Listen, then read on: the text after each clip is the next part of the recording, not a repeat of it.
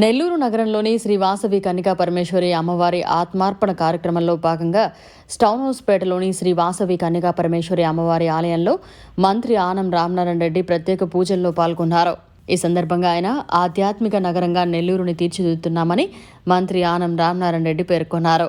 ఈరోజు ముఖ్యంగా శ్రీ వాసవి కన్యకా పరమేశ్వరి అమ్మవారి యొక్క కార్యక్రమంలో నెల్లూరులో వెలిసి ఉన్నటువంటి అమ్మవారి ఆలయానికి రావడం, అమ్మవారిని సందర్శించుకోవడం, పెద్దలు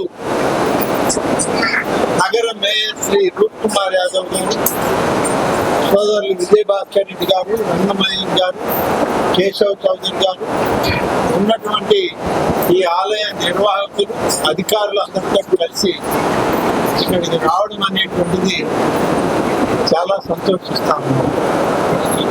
ముఖ్యంగా ఒక విషయం ప్రతి ఒక్కరికి తెలియజేయాల్సిన అవసరం, వాసవి కన్యకా పరమేశ్వరి అమ్మవారి యొక్క ఇవాళ ఆమెని గుర్తు చేసుకునేటువంటి దినం. ఆమె అనేక దశాబ్దాల క్రితం నిర్యాణం చేసి ఆత్మార్పణ చేసుకున్నటువంటి ఒక మహాసాధ్వి. గతంలో మనకి తెలిసి అనేక సంవత్సరాలుగా ఈ యొక్క వాసవి కన్యకా పరమేశ్వరి యొక్క ఆత్మార్పణ దినాన్ని రాష్ట్ర పండుగలతో చేర్చి దీన్ని ఒక మంచి వాతావరణంలో ప్రభుత్వం తరఫున ఆమెకు పట్టు వస్త్రాలు సమర్పించడం అనేటువంటి కార్యక్రమం అనేక దశాబ్దాలుగా వాయిదా పడుతుంది. 2024 ఎన్నికల సందర్భంలో పశ్చిమ గోదావరి పర్యటనలో ఉన్నటువంటి కూటమి నాయకుడిగా, తెలుగుదేశం పార్టీ జాతీయ అధ్యక్షులుగా శ్రీ నారా చంద్రబాబు నాయుడు గారు ఆనాడు పెనుగొండ ప్రాంతానికి వెళ్ళినప్పుడు అమ్మవారి దర్శనం చేసుకొని ఆమె ఆశీస్సులు పొంది అక్కడ ఒక ప్రకటన చేయడం జరిగింది. కూటమి ప్రభుత్వం అధికారంలోకి వస్తే అమ్మవారి ఆత్మార్పణ దినోత్సవాన్ని ప్రభుత్వ కార్యక్రమం కింద నా ప్రభుత్వం చేస్తుంది అనేటువంటి హామీ ఆనాడు అక్కడ ఉన్నటువంటి వేలాది మంది అమ్మవారి భక్తుల మధ్య, ఆర్య వైశ్య ప్రముఖుల మధ్య హామీ ఇవ్వడం జరిగింది. హామీ ఇచ్చిన మేరకు మేము అధికారంలోకి వచ్చిన వెంటనే పోయిన సంవత్సరం ఇదే రోజు కన్యకా పరమేశ్వరి అమ్మవారి యొక్క ఆత్మార్పణ దినాన్ని రాష్ట్ర పండుగల జాబితాలో చేర్చి జీవోని విడుదల చేశాం. జీవో విడుదల చేసి అంతటితో వదిలిపెట్టినటువంటి పరిస్థితి కాదు నాటి నేటి కూటమి ప్రభుత్వానికి. ప్రతి సంవత్సరం వాసవి కన్యకా పరమేశ్వరి అమ్మవారి యొక్క ఆత్మార్పణ దినాన్ని రాష్ట్ర ప్రభుత్వ కార్యక్రమాల్లో భాగంగా మొదటి సంవత్సరమే రాష్ట్ర ముఖ్యమంత్రిగా శ్రీ నారా చంద్రబాబు నాయుడు గారు పెనుగొండ గ్రామానికి వెళ్ళి అమ్మవారి ఆలయంలో అమ్మవారికి పట్టు వస్త్రాలని నివేదించి ఆమె ఆశీస్సుల్ని చెప్పిన మాట ప్రకారం నెరవేర్చుకోవడం జరిగింది. మరి అప్పటి నుంచి రాష్ట్ర ప్రభుత్వం ఈ కార్యక్రమాలు నిర్వహించే దశలో ఈ సంవత్సరం 2వ సంవత్సరం మా ప్రభుత్వం వచ్చాక పెనుగొండలో అమ్మవారికి పట్టు వస్త్రాలను సమర్పించే కార్యక్రమం ముఖ్యమంత్రిగా ఇవాళ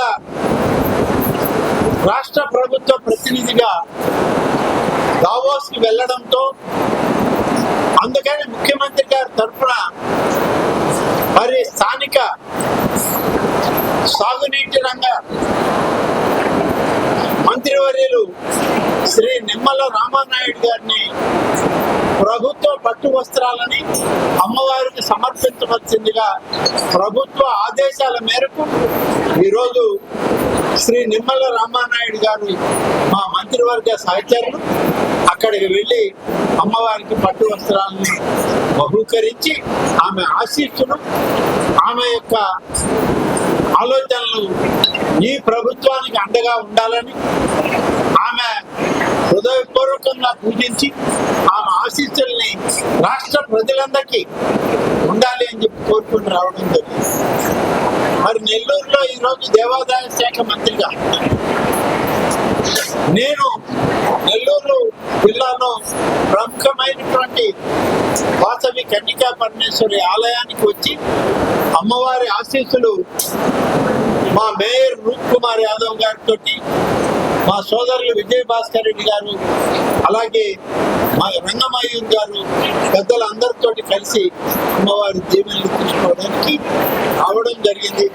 అమ్మవారిని ఒకటే కోరుకున్నాం, మన రాష్ట్రం, మన ప్రాంతం సకల జనులకు సుఖ సంతోషాలను ప్రసాదించి ఎటువంటి అడ్డంకులు లేకుండా మంచి పరిపాలన ఈ ప్రభుత్వం నుంచి ఇచ్చే విధంగా మమ్మల్ని ఆశీర్వదించమని, ఆర్య వయసులందరినీ కూడా ప్రతి కుటుంబం నుంచి అందరినీ దీవించి సకల సౌభాగ్యాలని వాళ్ళకి ప్రసాదించమని చెప్పి అమ్మవారిని కోరుకుని ఈరోజు ఈ ఆలయానికి రావడం జరిగింది.